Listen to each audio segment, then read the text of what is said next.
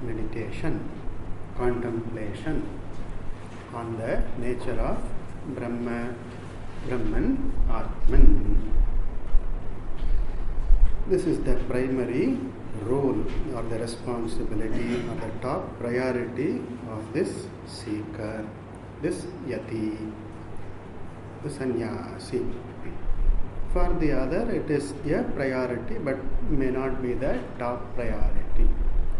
A person who is in the thick of activities, engaged in activities, having roles, responsibilities, for such a person, being contemplative cannot be the top priority, because there is a call of duty is there, the responsibilities are there. Therefore, for that person, contemplativeness can be a priority but need not be the top priority for that person. Whereas for a sannyasi, this is the top priority. It is said, the sannyasi, for the sannyasi, only three things there are mentioned. Three things. One is shaucham, cleanliness. The sannyasi has to be clean. It's very, very important. Bahya shaucham, antara shaucham. The external purity and inner purity, both are necessary. It's not just because one is sannyasi, can be unclean, that is, there is no license. It has to be very, very clean. In fact, if you look at Dharma Shastra, lot more steps, cleanliness steps, is enjoined for the sannyasi. Then that is number one, shaucham. Cleanliness, external and internal cleanliness, number one. This is to be done by a sannyasi. Then second is bhiksha. Bhiksha is not taking bhiksha, you know that. So for the sustenance of the body in reasonably good condition, right? Enough reasonably good condition to maintain the body, as long as prarabdha keeps it going. Bhiksha for the sake of sustenance. Okay, just solely depending upon the generosity, the goodness of the others, right? Trusting in the generosity of the world, just trust in that. Bhagavan says in the Bhagavad Gita, Yoga Kshemam Aham Bahami. I take care of the yoga and kshema. I take care of the necessary welfare, the devotee, Bhagavan says. So the sannyasi has total shraddha, that is Vishwasa, in the goodness of the world, and it just depends on the goodness, on the generosity of the world for one's sustenance. That is to say, no accumulation, does not accumulate things. Now the situation is different. Bhiksha, it does not happen nowadays. We all know that. Nowhere Bhiksha is happening. There may be very, very exceptionally few places where Bhiksha is possible. Of course, nowadays we have ashramas where the Bhiksha is accepted. Bhiksha is there. Other than ashramas, in South India there are some temples, particularly in Karnataka, there are temples where Annadanam, etc. that goes on. Here in Rishikesh, there is this Kali Kambliwalas and Swami Vishuddhananji. He started this, right? Feeding the sadhus. Bhiksha is there. Except this, nowadays Bhiksha is not there in any days. Punjab, yes, but Punjab also is changing. Except Punjab, nowhere it was possible. Including Gujarat, it was not possible. Right? Don't ask about Kerala and Tamil Nadu and all. Don't ask. Bengal, don't ask. But even that's also changing. Okay, now we need to readjust according to times. Bhiksha, that is the number 2. These two, one is for purity, for health, and the other is for sustenance, strength, necessary bodily strength and mental strength. And thirdly, the most important is the dhyanam. Dhyanam is the primary role, primary responsibility for a sadhu. Dhyanam includes Shravana, Manana, Nididhyasana, Ishvara Dhyanam, Japa, right? And then any limited prayers, right? Worship, etc. The person puja, all that, if the person does, let the person do. This is the dhyana is the primary responsibility, top priority. That is to say, that sannyasi cannot sacrifice that for the sake of others. Right? For the sake of bhiksha, I go spend some 18 hours, 14 hours. It's not worth. So the top priority is dhyanam. Vastu dhyanam, Ishvara dhyanam, meditating on the truth of the self, meditating on Ishvara is the primary role, top priority. It is for that sake alone that a person takes to sannyasa, ashrama, not for anything else. Therefore, that is the top priority there. Shravana, etc. is the top priority. Okay. But what about the other person who is not a sannyasi, right? Who has not taken to sannyasa or cannot take to sannyasa, who doesn't want to take sannyasa also?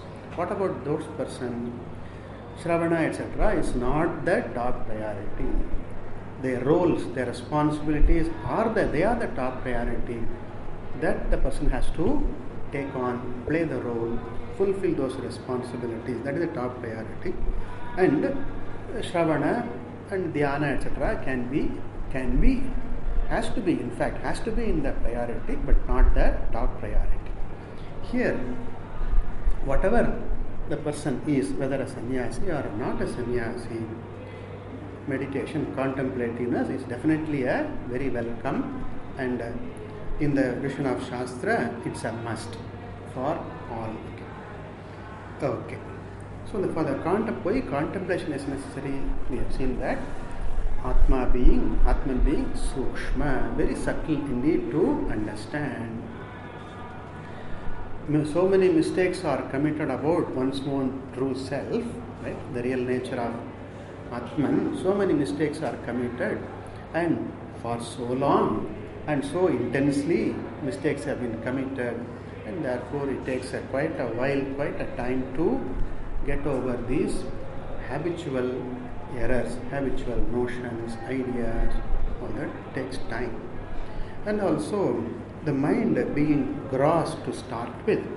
Mind is, as Kathopanishad says, mind has a tendency to go out, to go after things. Mind has a tendency. That's how the mind is. As Krishna says in the Bhagavad Gita, 6th chapter, Chanchalam, Arjuna asks, Chanchalam hi manaha Krishna. Arjuna tells Krishna, Mind is very fickle, very unsteady, unpredictable, he says.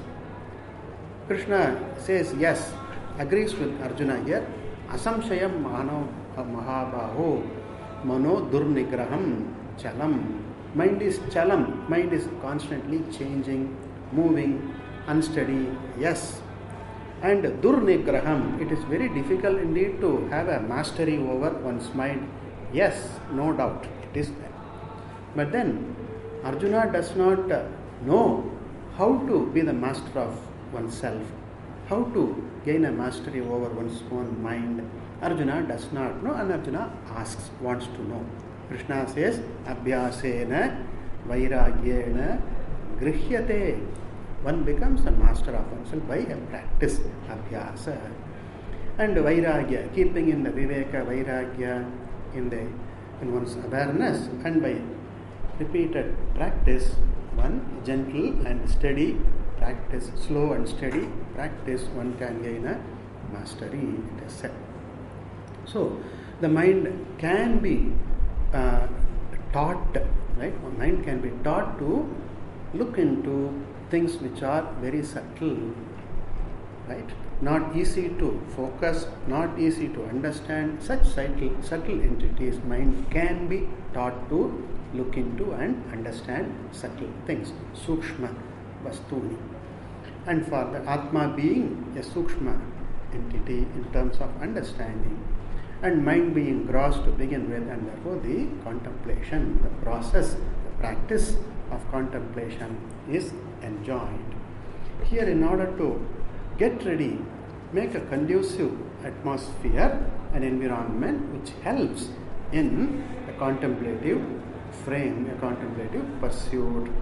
Things are mentioned, vivikta deshecha, etc. Choosing a serene place, a secluded place, a calm place, a clean place. Choose a calm place, clean place, secluded. And also choose a time which is conducive for contemplation, which does not disturb a person's mind. And sukhasanastaha, be seated comfortably. Seated, important, and seated steadily and comfortably.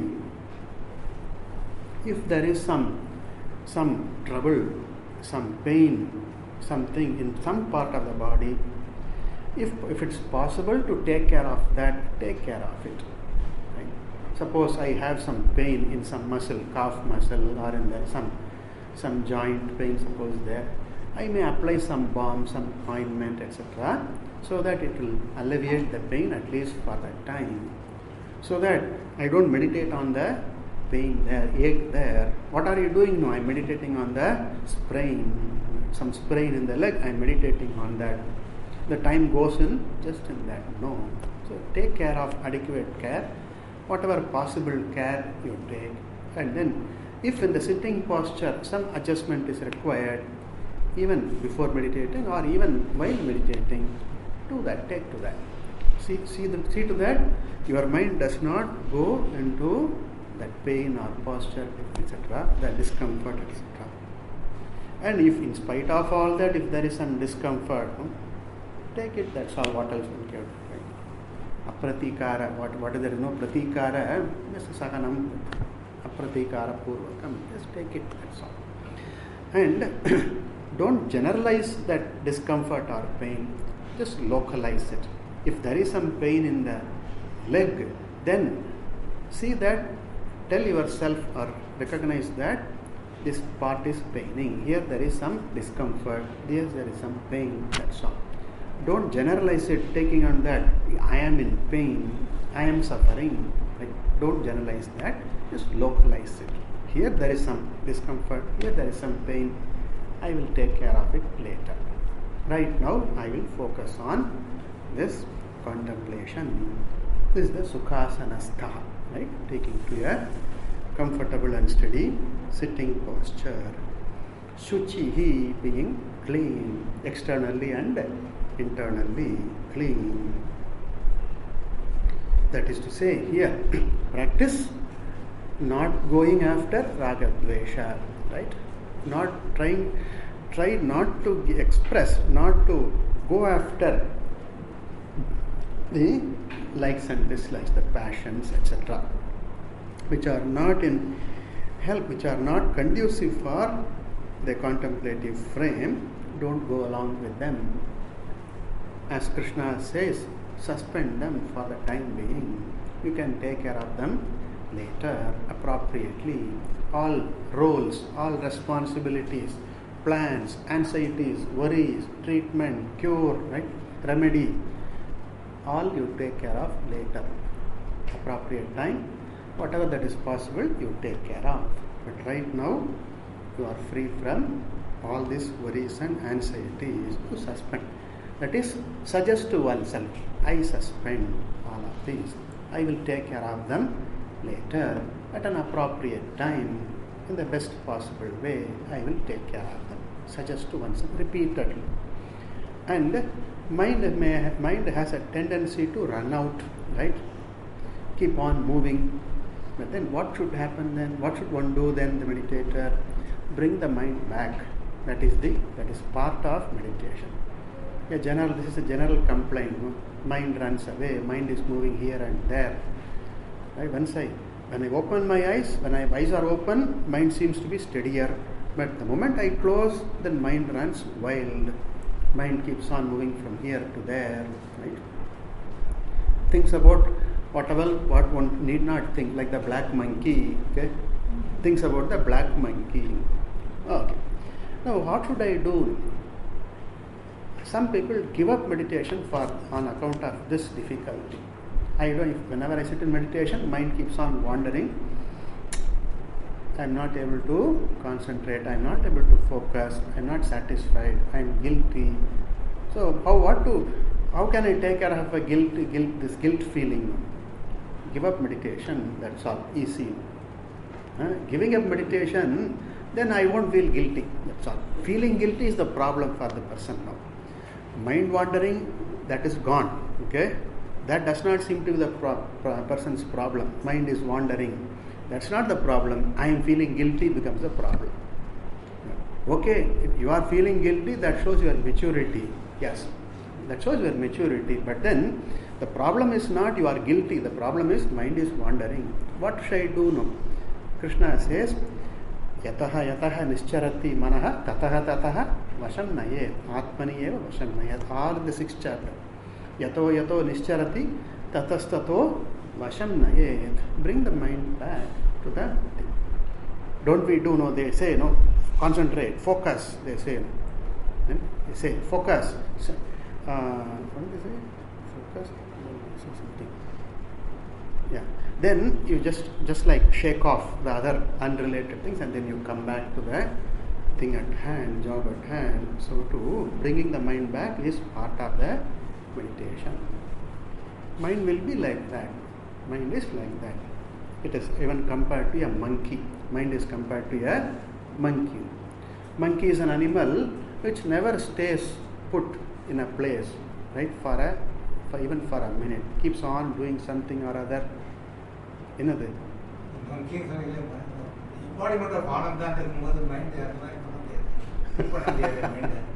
But the fact is true, but the mind needs to be trained. Mind needs to be trained. We are talking about a mind which is not trained, which is not exposed, which is not trained, right? Which is used to run wild. We are talking about that mind.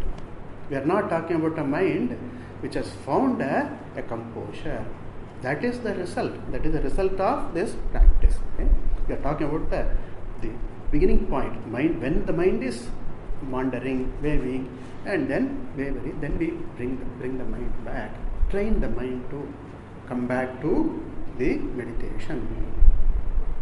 So later he says, Krishna says here, Atma samstam manah kritva na kinchidapi chintayet. And Shankaracharya explaining that this is the core of meditation, he says. In the Bhashya, he says, Atma samstam manah kritva. Fixing the mind, training the mind to stay put with the meditation, stay in the Atma Vastu, the Swarupa of Atma, na kinchidapi chintayet. Don't take to other worries now. Don't go to other tracks. Shuchihi, clean. Okay? So for that a lot of preparation is necessary. So even when one is not in the meditation, not in the contemplative frame, even then one learns, one becomes familiar with this. No? Even as raga and dvesha arise, even as they show up their head in one's mind, one deliberately refuses to go after them. Right?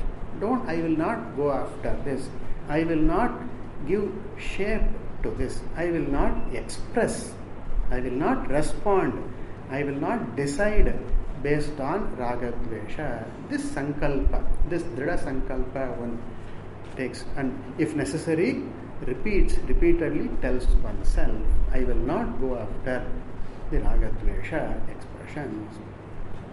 So thereby one is able to discover the space within, the inner space, the very well known of the inner space, the space within, the freedom within, one is able to discover, and then one can stay in that freedom. That's all part of the Suchihi. So therefore, not only in meditation, even outside of meditation time also, the sadhaka, the seeker must practice this. Right? Not trying to go after, not trying to give expression to raga and dvesha. Particularly if it is not conducive for one's pursuit, and if it is against dharma. If raga dveshas are against dharma, I will not go along with them. This is all part of Suchihi, being clean. And then continuing the sitting posture here, Samagriva Shira Shariraha, keeping the head and the neck and the trunk, the back, this part, keeping in a line, steady, in a steady posture, in the most comfortable posture, in the most steady posture, Samagriva Shira Shariraha. Then Atyashramastaha. Atyashramastaha, one who is in the highest ashrama, that is the sannyasa ashrama. Not everyone is a sannyasi, not everyone is an atyashramastha, but at least while meditating, right, a temporary sannyasa, partial sannyasa, temporary sannyasa, one tells that I am free from all roles now. I just suspend all roles, all anxieties, all worries. For the time being, I suspend. Okay? Krishna, in the Bhagavad Gita, he says, he compares a karma yogi to sannyasi, and even a meditator to a sannyasi, he compares. So here, when the person is actually doing meditation, contemplation, then the person tells oneself, I am free from roles, I am free from all responsibilities for now. Not that I have given up totally, but for now, they are not a cause for anxiety, worry in me. I just suspend them. Okay? Switch off the cell phone. Right? Some people are so used to keep on fiddling with the cell phone. Right? You keep on fiddling with that. You can fiddle with that when it's necessary. You do that. But when it's something is important, don't do that. Just be free from that. Just drop it. No, switch off. Right. Then that is the at least for the while, for the time being, you be free from that. All the worries. Okay. Atyashramastha. Now, looking at that, the commentator says, Atyashramastha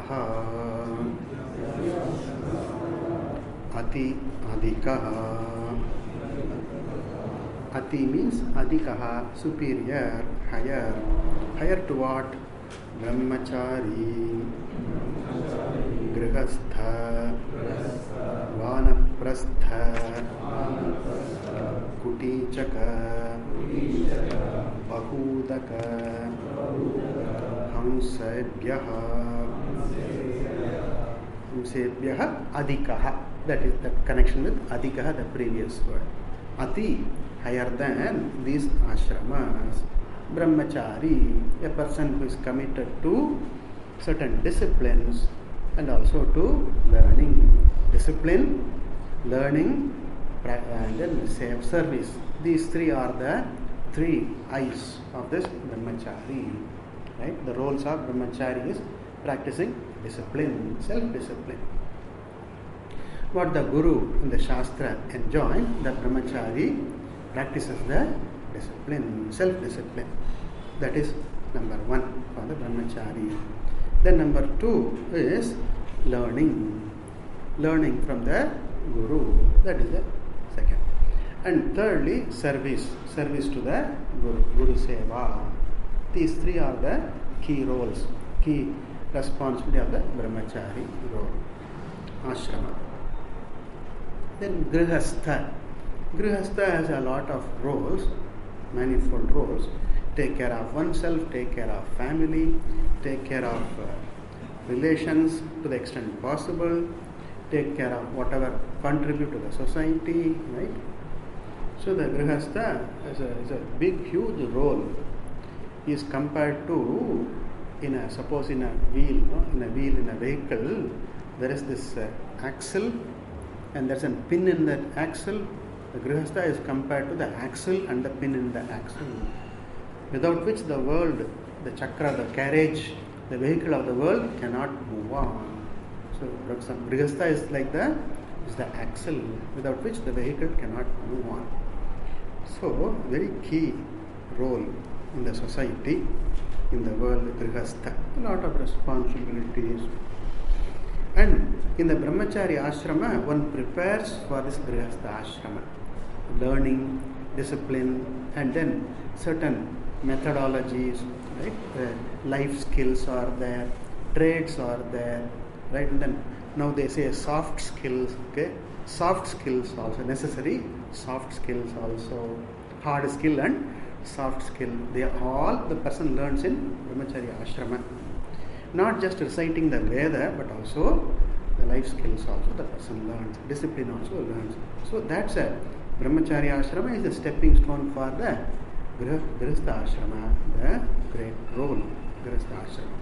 And in addition to such roles, the grihastha also has to do a lot of certain rituals, the nitya karma, naimitika karma, and then he may have to do some kamya karma also if the family wants it, or if the person wants certain things. Kamya karma also the person is entitled to do. Okay. Then vanaprastha. Once a person turns 60, right, has grandchildren, grihastha has grandchildren, turns around 60. Now presently the retirement age in India, the central government, 60. And her hair turns white, hair and beard etc. turn white.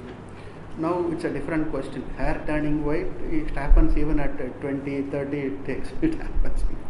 So but 60 it happens. Then one properly hands over the household responsibility to one's own children, sons and daughters, hand over, daughter-in-law, hand over. In the olden days, in a couple of generations before, the mother figure was the main person at the household. Even though the father figure was the one who takes care of that portion, etc., but the mother is the one who takes care of in the household, feeding them, nourishing them, taking care of them, welfare, etc. The mother figure is very important. She uses to have a bunch of keys, okay? The storeroom key, then treasure key, and the treasury key, and all that. All the keys, she'll have a bunch, and then she puts it in her hips. In her sari, she puts it in there. Hand over the keys to the daughter-in-law, or daughter hand over the keys. Give it up. Let them do it.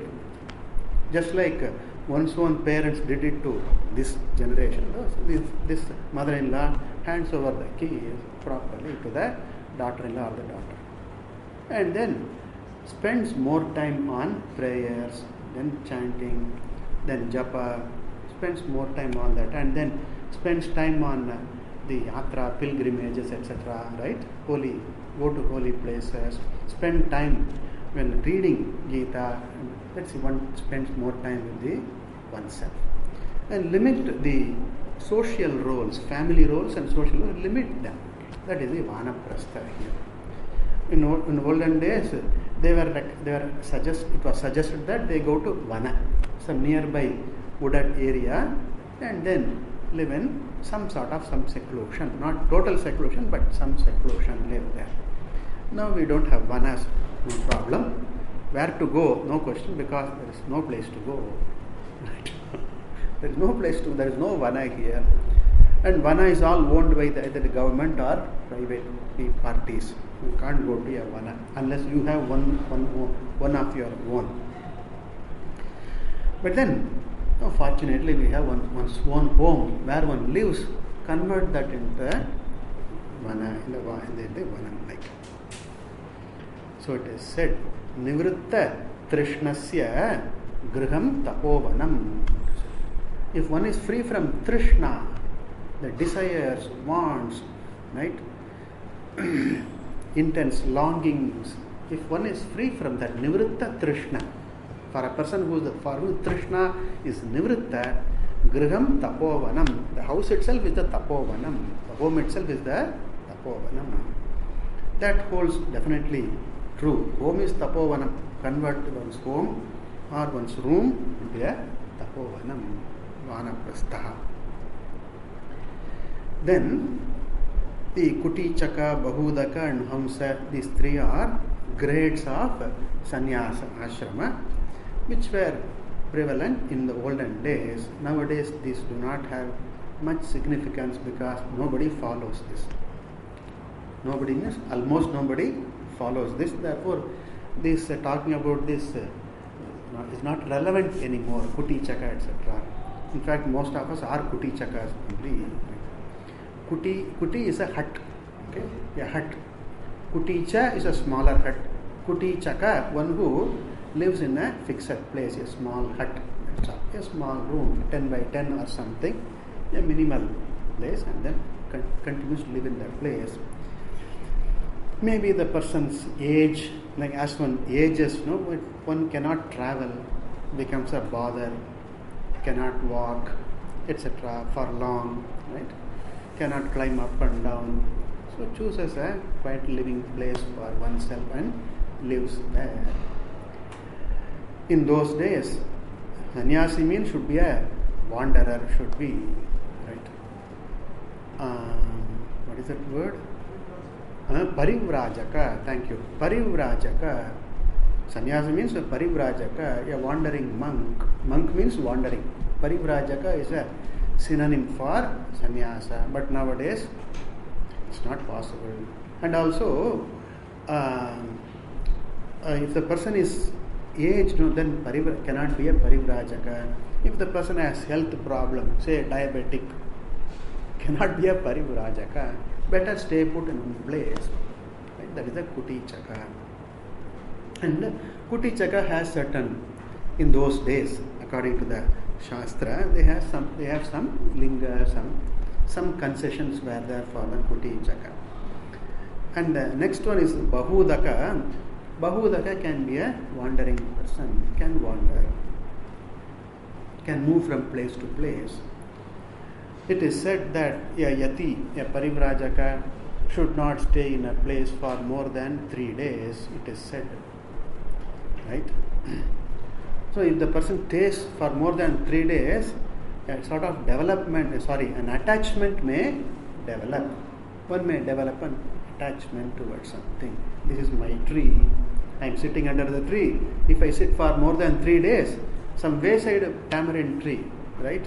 Some mango tree, some neem tree. This is my tree. If somebody else comes and, hey, job, this is my tree. One may develop an attachment towards that. That's why it is said, don't stay for more than 3 days, etc. Be like Vayu, be like the wind, keep moving. So that one takes care that attachment does not develop towards anything. Suppose I go to a place, so I go to a temple where they give food every day. Suppose I wander, then I'll have to, every day I'll have to look for where I will get food. Bhiksha kahan milegi? Where will I get bhiksha? Here every day I get bhiksha. Why don't I stay here?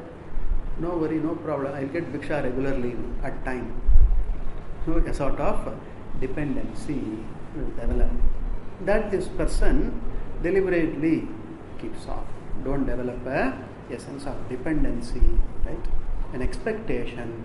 And also, suppose the bell goes late, no? Why late today? The demand also develops. A demand comes. So, to cut off all these possibilities, the person keeps moving. These are all happening in a society where it was understood. The different ashramas, different varnas, they were all properly understood. Their roles were understood. Not that the others were considered that there was comparison among them, but then they were understood. They understood what a sannyasi does, what a grihastha does, what a vanaprastha does. Their roles are all understood, and therefore they can live there amicably. But the things are changed now. Now it is not possible.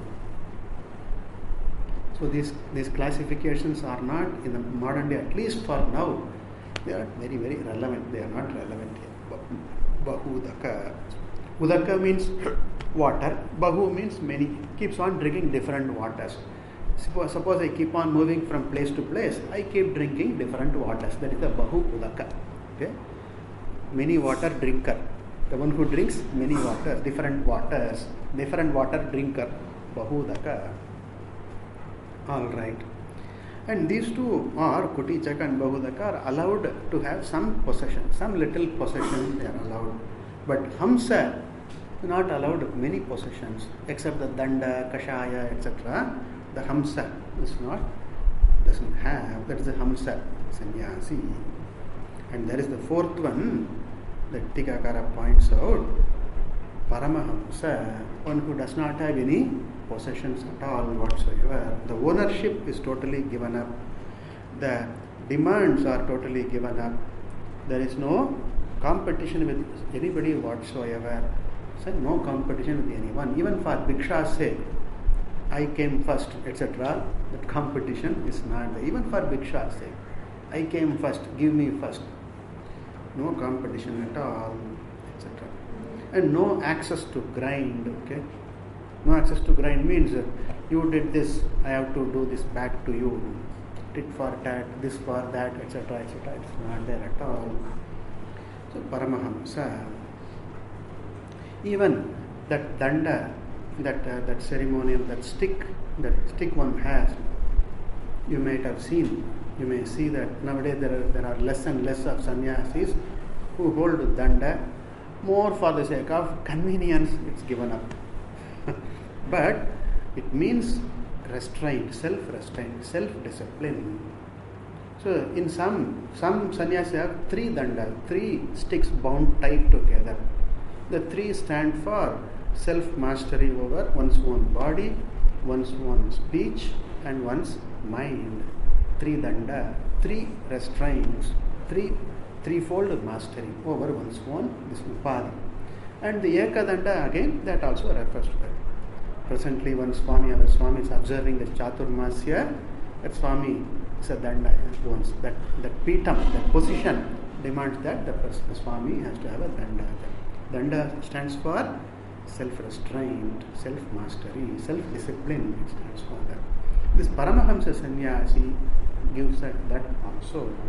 No external symbols. And then there are, some people go further. There are avadutas are there, right? Avaduta sannyasis, where they even give up the dress also, they give up there.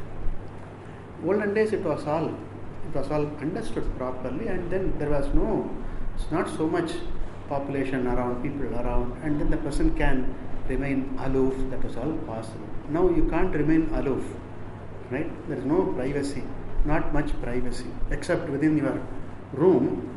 There is not much privacy. And it is not recommended. Avaduta, etc. is not recommended for one's own safety. People will throw stones at you. They will hit you with a lati. Lati marenge. Pagal. This is a pagal. This is a, what do you call that? Insane fellow, right? You will get hit. You will be wounded. You will be harmed. Right?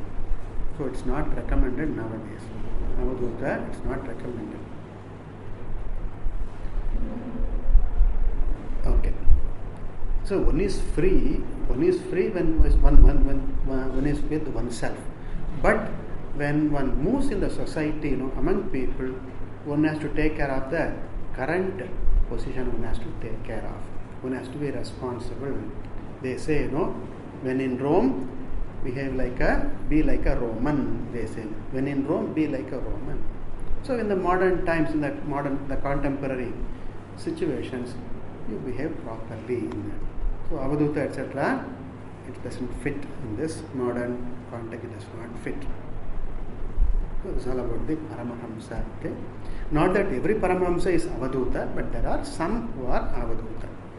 In India, you know about this. You may know that Naga Babas and all that. You know about that. Okay.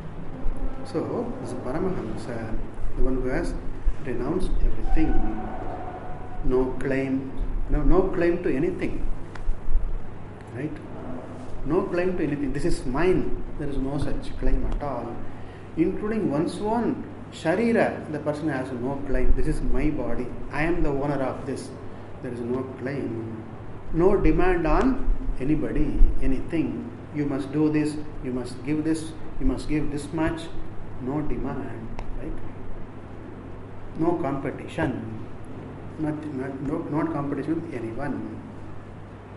Right? No ambitions to fulfill, to accomplish this, to achieve that. I want to become famous. I want to travel abroad. Right? All these ambitions are not part of the person. Okay. So he says this is ati ashramaha. Continuing. Ashramaha paramahamsa lakshanaha atyashramaha, the highest order, the highest, the stage, paramahamsa lakshana atyashramastaha, one who abides in that. Continuing. Tasmin tishtati iti atyashramastaha, one who stays, staha tishtati, stays, one who stays in that, one who has taken to that atyashrama. It's a representative here. Atyashramastha is a representative of all other ashramas who are given to meditation, who are given to contemplation.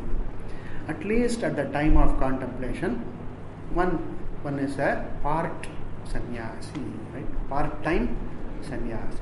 For that moment, that's how may one visualize oneself like that. I have no ambitions now. I have no agenda now. I have no claims. I don't lay claim to anything. For now, at least, for this 45 minutes, I am free from all that. Okay.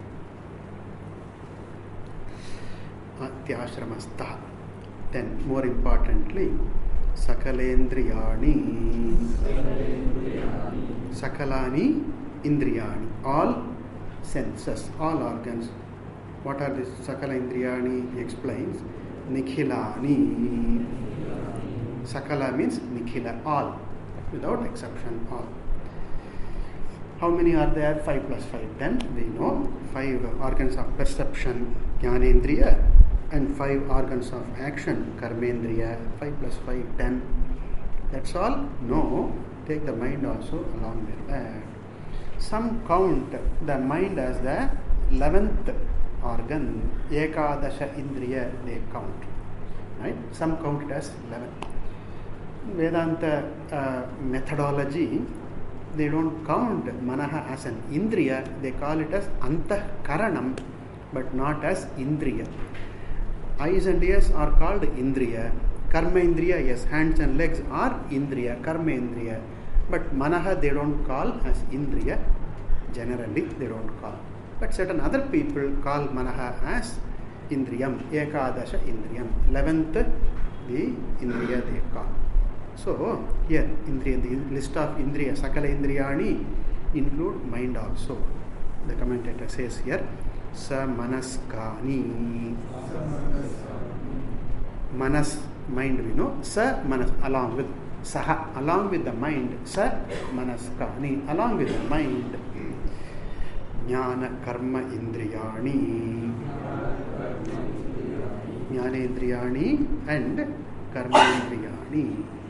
This is the Sakala Indriyani.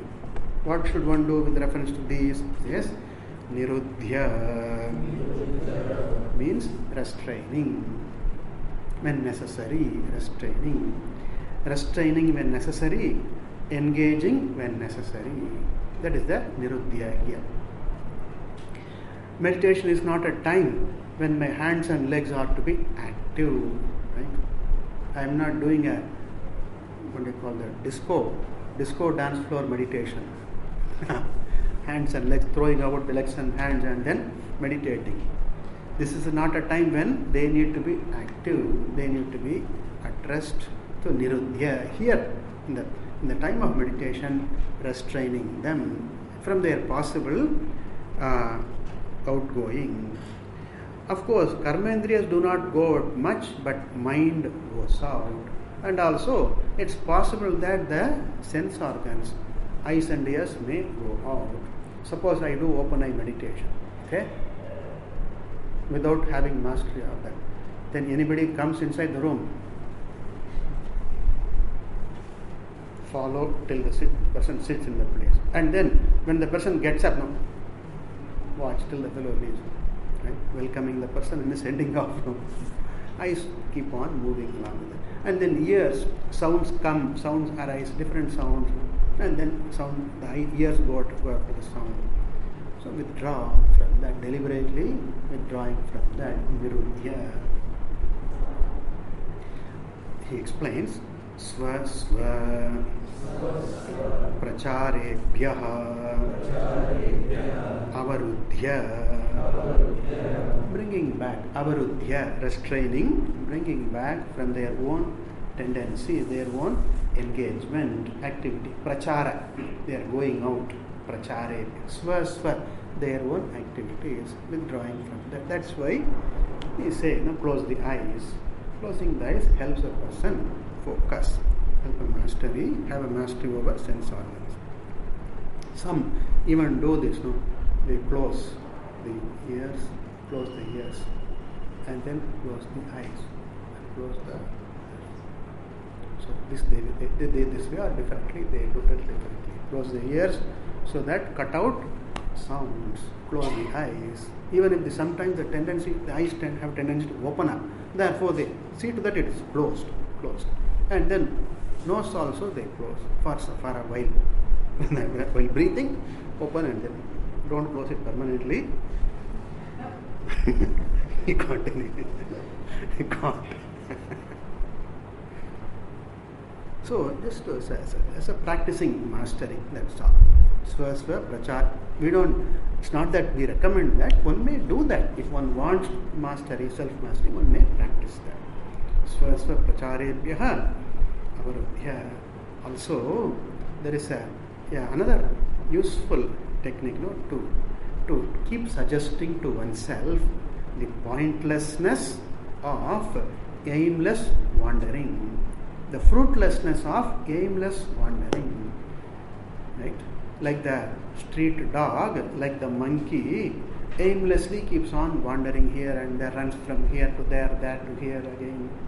What purpose is served? Nothing is served.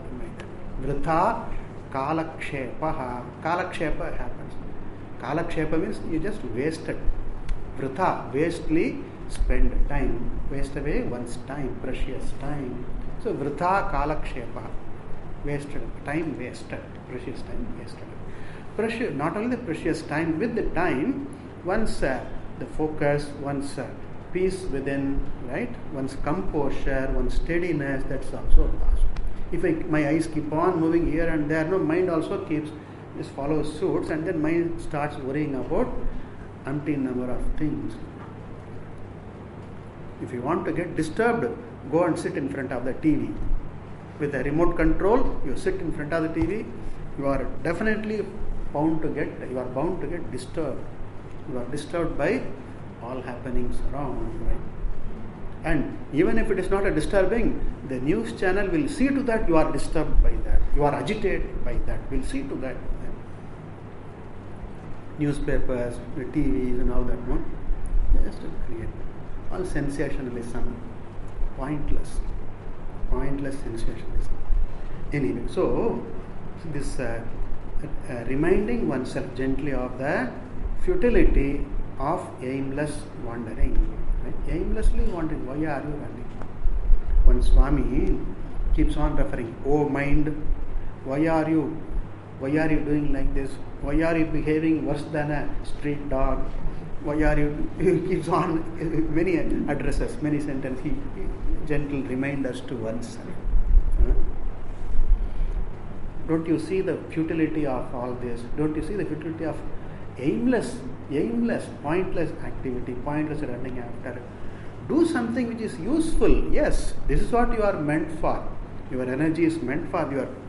Your eyes, mind, your energy, your Shakti, your powers are meant to do something which is useful. Do that. Do something useful. Don't keep on doing something which is futile. Just vrita kalakshepa. They say, no, ayuhu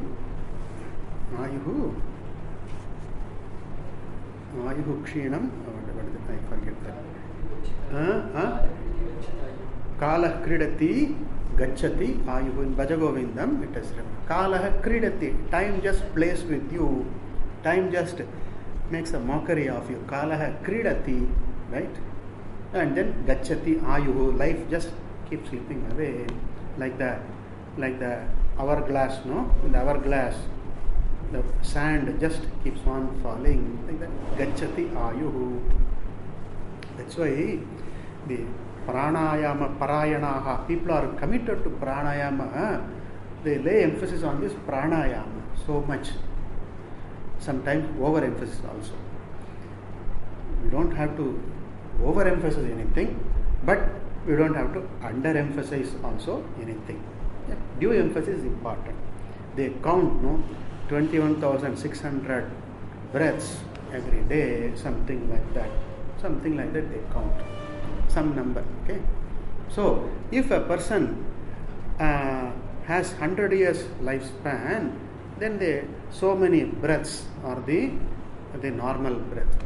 If a person uses up number of breaths, suppose I quickly breathe in and breathe out, then instead of 4 breaths, instead of 1 breath, I take 4 breaths, then I use up. I spend away the money. Like I spend away money, I spend my breaths, prana I spend, and then I rush towards death quickly. I will die quickly. There is a lot of truth in it. So what do you do now? Don't waste your breath. And in fact, they go to the extent of saying, no, if you breathe very, very slowly, you can elongate, even lengthen your life. Suppose I breathe normally, and instead of normally breathing, I slowly breathe, right? Half the time or double the time I take for 1 breath. Then what will happen? I can stretch my life. All right, for 50 years I have stretched my life. Then therefore I have gained some 25 years, something I have gained. So what I am to do in the 25 years? Again breathe. Again breathe for 25 years. There should be an agenda. There should be a plan. There should be a reason why I want to lengthen my life. There should be a reason. It's not just to breathe for more years. Breathing for more years serves no purpose. Right? So, if I want to live long, there should be some purpose behind that. So, long life means I can have more healthy duration of health, I can have more, and then I can learn more, I can see a lot of things, I can understand more. So, life, longevity is important. But then, so there should be a higher purpose behind that. So, even the breathing and all that, no, the restraint is there. in the 4th chapter, Bhagavan says, Prane juhvati apanam, apane juhvati prana, pranayama parayanaha, etc. Bhagavan says in the 4th chapter of Gita, pranayama is compared to one yajna. It is compared to one yajna there very beautifully. Before, swasva pracharebhyah avarudhya. Reminding oneself about the futility of waste, useless pravritti, useless activities. Thereby, the mind gains a wisdom to not to engage in the useless activities, but rather focus on the useful activities. That is the avarudhya, nirudhya. We see uparati, in one of the samadhi shatka, shama, dhamma, uparati, all with reference to this nirodha, only indriya nirodha. And Bhagavad Gita lays a lot of emphasis on this indriya nigraha, mastery over oneself. So much emphasis Bhagavan lays repeatedly, right from 2nd chapter up to the 18th chapter, keeps on saying, repeatedly says about this indriya nigraha, right? Self-mastery, talks about that so much. Remember the example of kurma, like the tortoise withdraws its limbs when there is danger. So too, one learns to withdraw when it is futile. So, nirudhya. Then, bhaktya, with devotion. Devotion to whom? The commentator says, devavat. First he says, like God, devavat. Devavat bhaktya. Like even one has devotion towards Ishvara, like that. And then, not satisfied with that, says, Deva adhikyatva. Have more devotion than towards God, he says. Towards Guru, have more devotion than to God. Deva adhikyatva. Very nice. Swagurum. He explains swasya. Swa means swasya, one's own. And Guru, who is the Guru? Says Tattvamasi iti arthasya. This teaching, Tattvamasi artha. You are the truth. You are the highest truth. The highest truth is your nature. That is the Tattvamasi iti arthasya. Avabodhakam. The one who reveals, one who teaches. That is the Guru. Pranamya. Prakarshena natva. Doing namaskara to the teacher. Guru. We'll leave it here, we'll continue.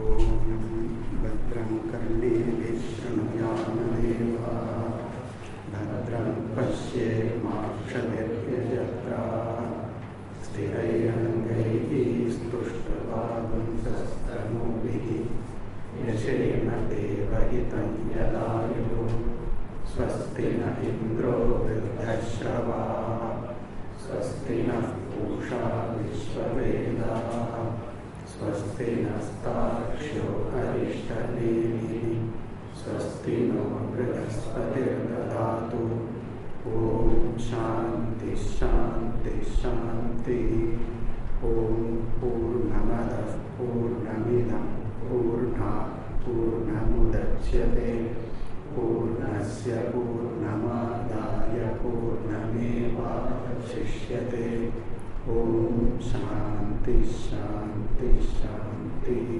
Hari Om Shri Guru Namaha Hari Om